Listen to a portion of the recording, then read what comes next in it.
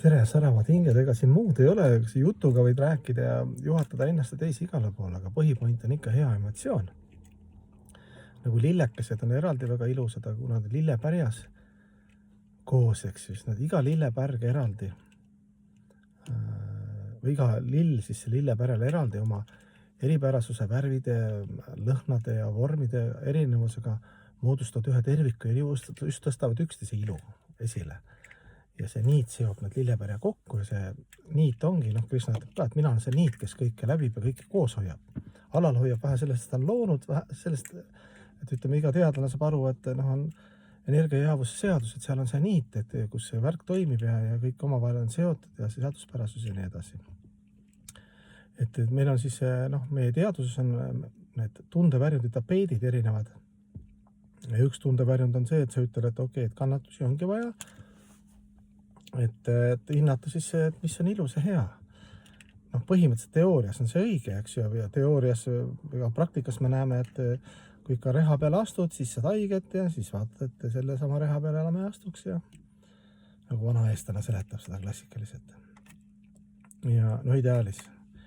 Muidugi see harjumuse jõud ja see ühiskondlik pitser, need asjad, mis ei ole võib-olla meile head, aga mis korraks võib-olla nagu paistavad head, algus nektar, pärast mürk, see ongi materiaalse energia point, et neid asju on meil siis iga päev ja see on normaalne elu ja sa mõtled, et see on okei. Aga tuleb välja, et on erinevad energeetikad, on olemas nagu hingeenergia või siis brahmaan või jumala kehasära, kus on saata aspekt, siis igavikuline aspekt. Ja me väärime ja kui me me jumalaga isiklikult nagu midagi loeme tast ja meil ei ole vaata nii suurt powerit. Aga tema säras, brahmajoti on siis kõike läbiv, ütleme jumala kehas ära, öeldakse, et ka päikseenergia näiteks, et see on ka algselt ikkagi see, et midagi särab kuskil või kuskil on alal hoiab mingi energia, kõiki need avaldumisi, see ongi nagu see brahmajoti põhimõtteliselt. Ja sinu valikuvabadus, hinge valikuvabadus on oma teadus tagasi sinna viia, saada selle kohta informatsioon ja olla kogu aeg siis brahmajoti, see tähendab, et see on hoopis teine kvaliteet. Et seal on ka tundevarjundid võivad olla, seal võivad ka mitte olla tundevarjundid, aga seal võib olla ka see mitmekesisus ja tundevarjundid. Et see nali, et kas sa tahad olla suhkur või tahad maitsta suhkrut, eks ju. Sa tahad need raasasi maitsed maitsta erinevaid, eks ju, kõikide elusolenditega läbi armastuse kuni jumalani välja. Või sa tahad ise saada selleks. Põhimõtteliselt on see Achintya Pidapetattva filosoofia, mis ma alati räägin, jumal on kõikjal ja samal ajal kõigest eemal, siin on ka niimoodi, et see on nagu samal ajal tegelikult nagu nii. Et sa ei saa nagu eraldada päiksevalgust päiksest. Kui on päike, siis me eeldame, et on valgus ja kui valgus, me eeldame, et on päike automaatselt. Et meie tundevarjundite point on see, et olla vähemalt jumala säras, jumala kehasäras või selles hästi, sest igavikulises nagu ilusas öeldakse, et see tunne on ka siis hingele niivõrd ekstaatiline, transcendentaalne õndsus, et sa tõused kohe kõrgemale selle kahesuse nagu virvarrist. Sa kasutad seda kahesust, sa näed seda, sa märkad, sul on võib-olla kaastunne enda teiste vastu, kes samastavad ennast selle mateeriaga ja tegelikult on üksikud ja suur must auk on rinnus.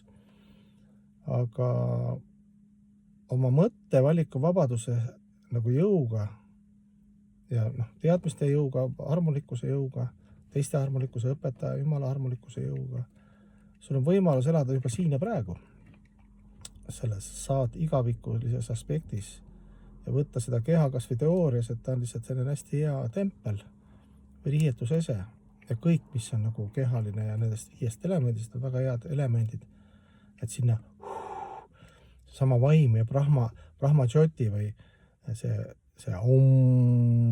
jumala, eks ju, heli esindaja sinna sisse panna nagu teadusega. Ehk siis näha nagu selle pilguga, et öeldakse, kuidas oli Chakshusha või kuidas see oli see, ma ei mäleta sanskriti keeles, et vaatad maailma läbi pühakirjade pilgu alguses. Pärast hakkad seda teadustama alguses seda teooria, aga vaatad seda maailma justkui mis iganes vorm see on, kehavorm või situatsioon, aga sa näed, et need on igavikulised asjad, see on hea millegiks ja seda läbib kõike ikkagi see puhas,